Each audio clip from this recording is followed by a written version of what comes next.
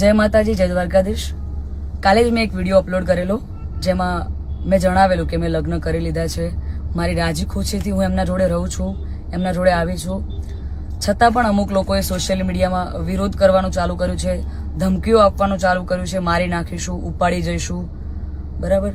તો મને એ નથી સમજાતું કે જ્યાં સુધી હું સમાજનું નામ રોશન કરી રહી છું, જ્યાં સુધી હું મારા ઘરે પૈસા કમાઈ રહી છું, જ્યાં સુધી હું એમના માટે કંઈક કરી રહી છું, ત્યાં સુધી હું બધાને સારી લાગુ છું. જ્યારે મેં મારી લાઈફ માટે એક ડિસિઝન લીધું છે એમાં હું ખોટી થઈ જાઉં છું, ખરાબ થઈ જાઉં છું. બરાબર? અને એને લઈને ઘણા બધા લોકોએ એવું બી મૂક્યું છે, સમાજવાળાઓ લોકોએ, કે ભાઈ અમે દીકરીઓને ઇન્સ્ટાગ્રામ, ફેસબુક બધું યુઝ કરવાનું બંધ કરાવી દઈશું. તો આ નિયમ ફક્ત દીકરીઓ માટે કેમ છે મને એ નથી સમજાતું. આપણા દીકરાઓ જ્યારે કોઈ બીજા સમાજની દીકરીને લઈને આવે છે ત્યારે આપણે બધું એક્સેપ્ટેબલ હોય છે. જ્યારે એ જ કાર્ય આપણી દીકરી કરે છે ત્યારે આપણે એના વિરુદ્ધમાં જઈએ છીએ.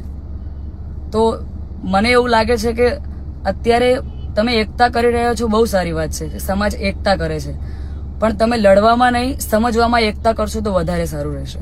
બાકી તો હું કાયદાકીય પગલાં લેવાની જ છું. અને આ બાબતે હું આપણા વિધાનસભાના અધ્યક્ષ શ્રી શંકરભાઈ ચૌધરીને વિનંતી કરું છું અને આપણા ગૃહમંત્રી શ્રી હર્ષભાઈ સંઘવીને પણ વિનંતી કરું છું કે મને આમાં સપોર્ટ કરે. અને બાકી તો આપણે કાયદાકીય રીતે લડવાની તૈયારીમાં છીએ. અને મારા સમાજને એક પ્રેમથી મારી આ રિક્વેસ્ટ હતી કે હું સમાજની દીકરી છું અને મેં જે કંઈ પણ પગલું લીધું છે એ મારી પર્સનલ લાઈફ છે, મારી પોતાની ચોઈસ છે. તો એના ઉપર કોઈ સવાલ કે કોઈ કમેન્ટ્સ કરવાનો કોઈને અધિકાર નથી. જય માતાજી, જય દ્વારકાધીશ.